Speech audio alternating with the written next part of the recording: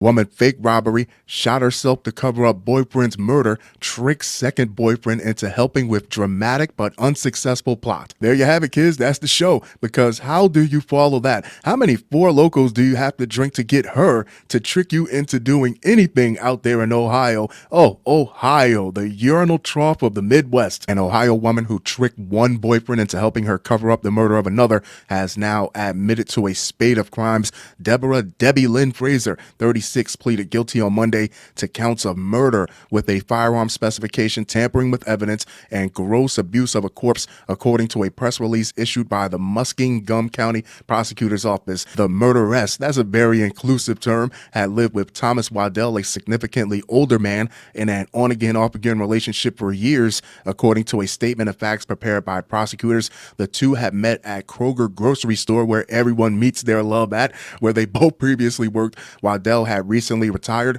and was known for reaching out and helping those who were in need, prosecutors wrote. Inside their home on Sandhurst Drive in Zanesville, a medium-sized city in the county seat, were Valentine's Day cards, shared cookbooks, and other evidence of a life spent together, according to the state. What's messed up is even though they were in an on-again, off-again relationship, the story says she was living with him for years, so he wasn't putting her out every time they hit a bump in the road. I say this because this was over money, as it normally is, and if she was really in so much of a jam, he probably would have helped her out. On August 9th, 2023, after days of planning, Waddell was killed. Frazier had walked up behind him while he was sitting down in his recliner and shot him in the back of the head with a .22 revolver. Damn. His body was then wrapped in trash bags, duct tape, and a comforter. She then set about covering up her crime in dramatic but unsuccessful fashion, prosecutors wrote. The next day, the murderess called 911 to falsely report a burglary. While on the phone with dispatchers, Frazier feigned fright and screamed about two men being in the house, authorities said. She also described a ransacking and arriving home to find the door open. Dispatchers heard the sound of a quiet gunshot and then heard Frazier crying out that he'd been shot, prosecutors wrote. Law enforcement then rushed over. Debbie, lacking both beauty and brains. You're 0 for 2, sweetheart, because who's going to believe that burglary story? I see one of two paths. Either the burglars commit the murder and it's all over, it's messed up, let's get the hell out of this house, or they go on and continue to steal like the original plan, but neither one of them would involve wrapping up a body and wasting even more time. The officers found Deborah in the entryway to the apartment, bleeding from a gunshot wound to her leg and crying out in pain. The statement reads, she stated that masked white men had come out of the apartment and shot her as they left. There's something to that, and I'll tell you in a second. The entire encounter, she claimed, had occurred while she was on the phone with police. Officers found the revolver on the ground at Frazier's side while she was outfitted with a tourniquet and then taken to a nearby hospital. Law enforcement found Waddell's wrapped up body in the bedroom. Investigators also found reason to doubt her story. You don't say. So let me get this straight. There were already murdering burglars in the house. They already killed someone, but they see you on the way out and they just think to give you one shot in the leg. Here's one for the road.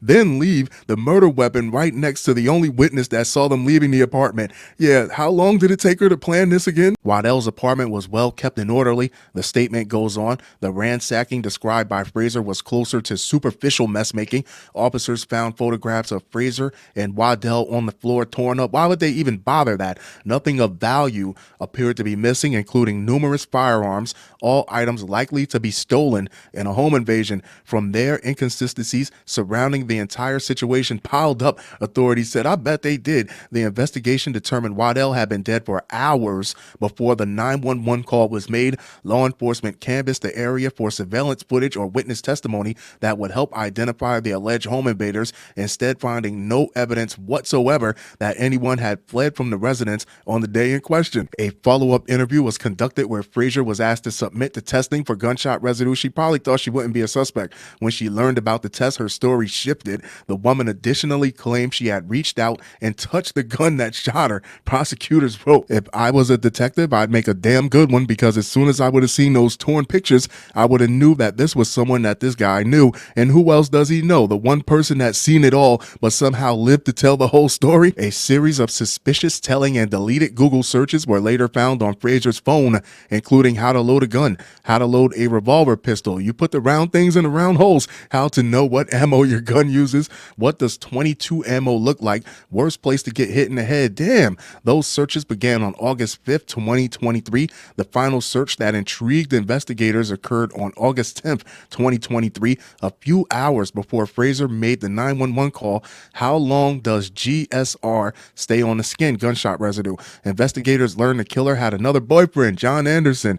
He was shocked to discover that his on-again, off-again girlfriend of 10 years was living with another man, prosecutors wrote. To account for the time spent at Waddell's, Frazier said he was a dementia patient. He lied. This long-running excuse apparently provided enough of an impetus for Frazier to convince Anderson into calling Waddell on the phone, pretending to be a bank fraud representative. The way I'm picturing it is the boyfriend is jealous, the boyfriend is pissed, who is this guy? And to show her loyalty, she basically throws him under the bus. She offers him up. He's nobody. He's a dementia patient that I come sit with every once in a while. We can scam him. We can steal from him. And that's where everything snowballs into the crapper. Forensic testing determined that only the killer's DNA was found on various pieces of relevant evidence at the crime scene, including a lone glove found inside Frazier's backpack. The glove testified positive for both gunshot residue and Frazier's DNA.